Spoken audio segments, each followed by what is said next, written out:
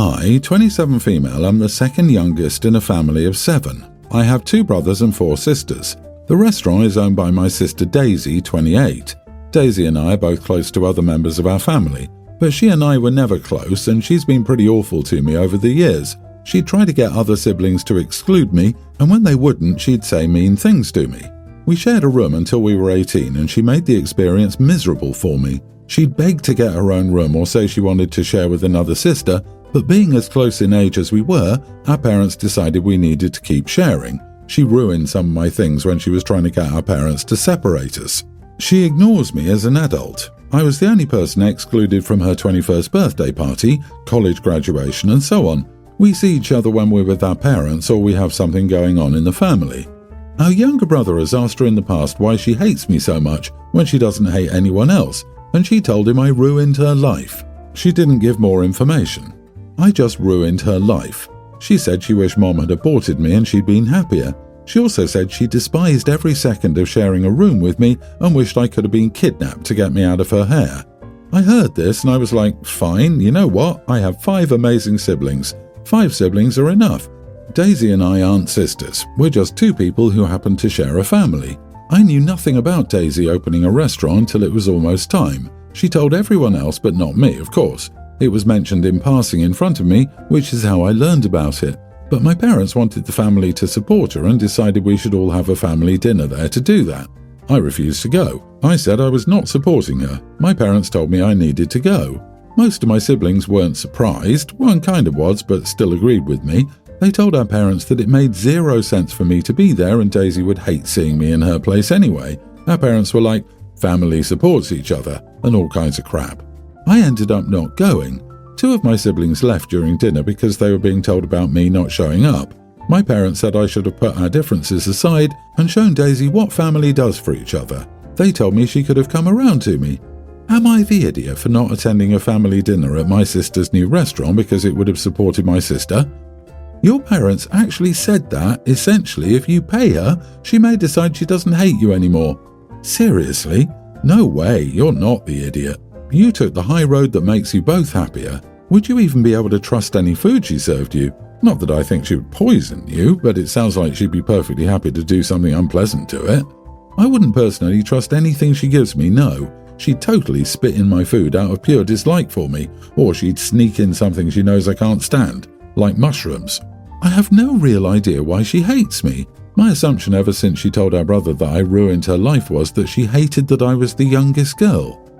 Pro tip: if you're ever in a situation where you have to go to her restaurant, order the exact same meal your mother does. When they arrive at the table, switch plates and see if she reacts. But if you don't think she did anything to it, why does it matter if we switch plates? We ordered the same thing.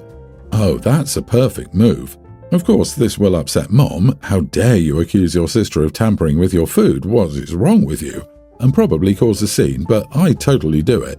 Your parents need to realize that you and your sister are beyond living with their shoulds. You are adults and able to choose who you spend time with. Refuse to discuss it, or her, with them. If the family supports each other, where was your parents' support when Daisy treated you like crap? Your parents should hold themselves and Daisy accountable, not you. They should have addressed this situation 2 decades ago, and they should have kept their mouths shut about it at dinner. They don't deserve the illusion of the happy family they failed to nurture. If Daisy still holds on to these childish resentments, she needs some serious counselling, and she too should be blaming your parents, not you. It was an honest-to-God marriage proposal. I very much wanted to marry her. She is just a klutz and I didn't trust her in the real thing. I took her to Coachella for the second weekend and to propose. It was a great time and she got to see No Doubt, who she loves because her dad used to listen with her when she was a baby. Anyway, I asked her to marry me and she said yes. She loved the ring.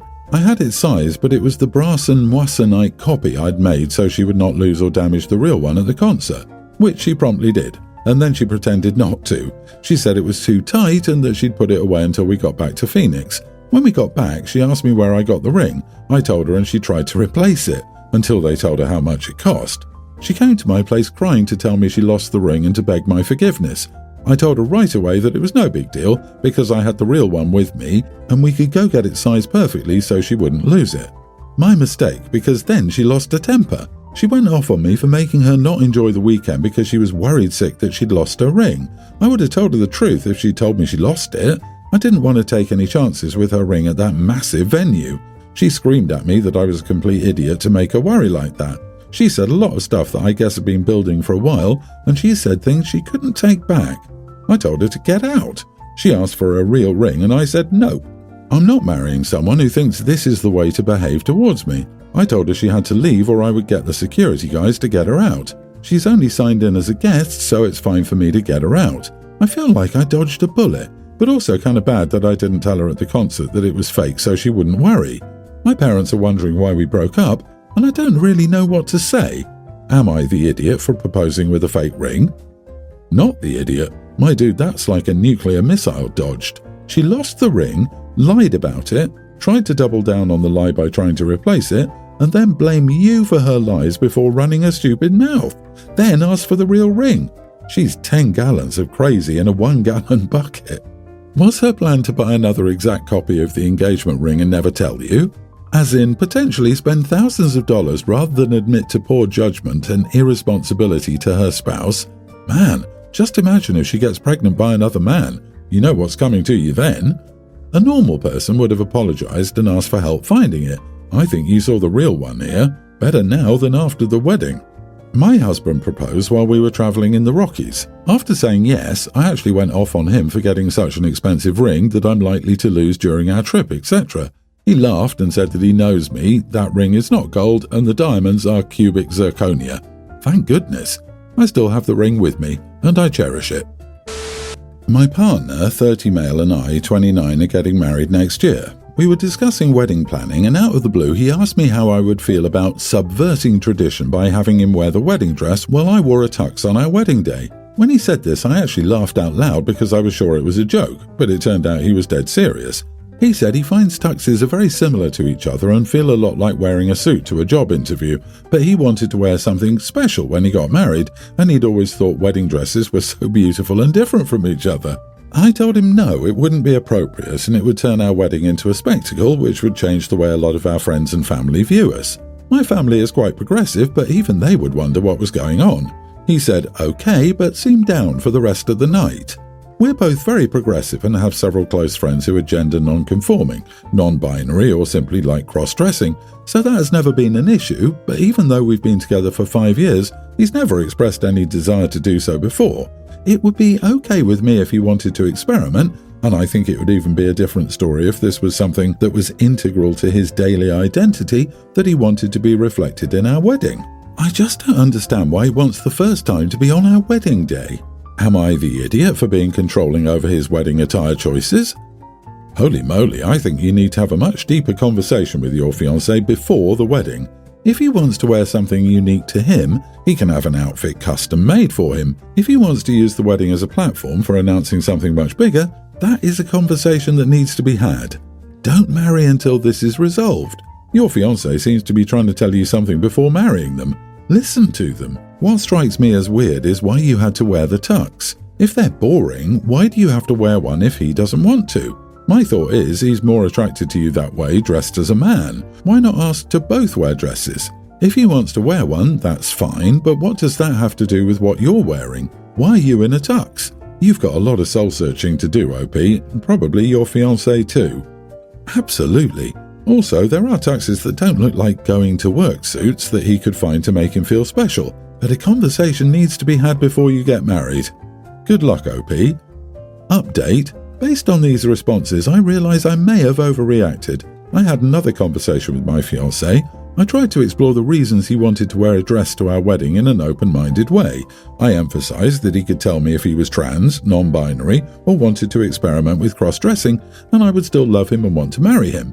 He seemed genuinely taken aback and told me it wasn't that big a deal, he just really liked wedding dresses, and it hadn't even occurred to him that I might have a problem with him wearing one, since it's one of the two most common options. We have been to weddings where both partners wore a dress or both wore a tux. After all, it's not like he's contemplating wearing sweats to our wedding, LOL, but of course if I did, he would be fine wearing a tux. Of course, he has no problem with me wearing a dress. The reverse roles thing was just one of many ways he thought that could go. He also reassured me that he would feel safe sharing any changes in his gender or identity status with me. I told him we could look at wedding dresses together and coordinate whatever made us both feel special, whether that's dress, tux, tux, or something else. LOL, can we cut it out with the "my fiancé is gay" comments? I'm pretty sure if he was gay, then he would just be gay. Rather than go through an elaborate scheme of being in a 5-year relationship with and marrying a woman for cover, and then doing the least stealth thing possible at our wedding. I don't know where you all are from, but being gay is not considered a big deal or something you have to hide where we are. I'm very open about being bi. He has several family members who are gay and are wholly accepted. My husband and I have been together for about 10 years and have a young grammar school-aged daughter together. I'm also currently 8 months pregnant. My husband has a teen daughter with his ex-wife. They divorced when she was 2. They shared 50-50 custody until she was about 5 when his ex moved with her parents to another state where they still currently live. It's about a 4.5-hour drive. She's always spent 6 weeks in the summer with him and us, visits for a week or so at a time during a couple holidays and school breaks, and regularly joins us for vacations. He and we travel to visit her for her birthday every year and drive out for her band performances and major events. She has a room here and recently has asked to move in with us after the school year ends due to issues she's having at school, which everyone is fine with. The issue is she has a very unhealthy relationship with food. She's been raised that way by her mom and grandmother. Her mom's whole side of the family are very fat positive. Her mom is around 400 pounds and very anti-diet, despite being a T2 diabetic and having other health issues. From my experience, she's a binge eater, as is her mom and siblings, and unfortunately my stepdaughter as well. Everything in their house revolves around eating to excess. She, as a teen, is 5'2" and over 250 pounds. And bullying at school is a big part of the reason she wants to go to school here next year. She missed so much at school, and because of that, she's a year behind. We aren't health nuts by any means, but we do try to eat fairly healthy in our homes. We allow treats, but only in moderation. An ongoing issue we've had when stepdaughter visits is that she wants a lot of junk food in the house: soda, candy, cookies, ice cream, chips, etc. She'll take huge servings or eat straight from the package in large amounts. For example, she'll grab a new pack of Oreos, bring it into the living room to watch a movie, and eat half of it or more in one sitting. She'll drink 4 or 5 cans of soda a day. Her dad has tried talking to her about it, but her response is that she's fine the way she is and he needs to stop trying to force her to lose weight. It's usually followed by an angry call from his ex. We will keep some ice cream or cookies in the house and have them here and there, but they usually last a few weeks. When she visits, they are always gone almost instantly, and she regularly goes to the store or orders more with the money her mom gives her. My concern is our daughter is getting older, and I'm concerned about this behaviour being modelled for her. I also don't want the house full of unhealthy food or my daughter thinking it's a normal or acceptable way to eat. I don't mind her having a treat here and there, but in my opinion, stepdaughter is a binge eater and has been raised to think it's okay, and I really don't want that for my daughter. I understand it's a sensitive topic, but I do not want my daughter to face the struggles my stepdaughter is now and will face in the future. I'm not sure how to address it, and I'm not sure if it makes me the idiot. Unfortunately, new school will be no different than the last one. No matter where you go, there you are. Fat positive is supposed to be about having a healthy relationship with your own image and using that as a vehicle for having a healthy relationship with food and finally having a healthy body. You may be a little overweight or underweight and do not have the most good-looking body, but you're not anxious about it and don't let it control your life. It's not a get-out-of-jail-free card to bully people into accepting that obesity is healthy, because it's not, and most people who try to argue the opposite are basically lying. She's eating garbage and it shows. Call it what it is. There's nothing positive about killing yourself with trash food. If the issue is bullying and she's trying to avoid that, then she needs to lose weight. Does she think kids at the new school won't do the same? Look, I just tell her, we won't have all that junk food in our house. We do things differently here, my kid will not be around it. My house, my rules. Living here, you will follow them. Let her know before she moves, so she can decide if that change is worth it or not. Gonna say everyone's the idiot here. Is your stepdaughter in therapy? As a person with a binge eating disorder, if you have a concern regarding her intake, that is something she should discuss with a specialist, to ascertain if she does have an unhealthy relationship with food and work through it.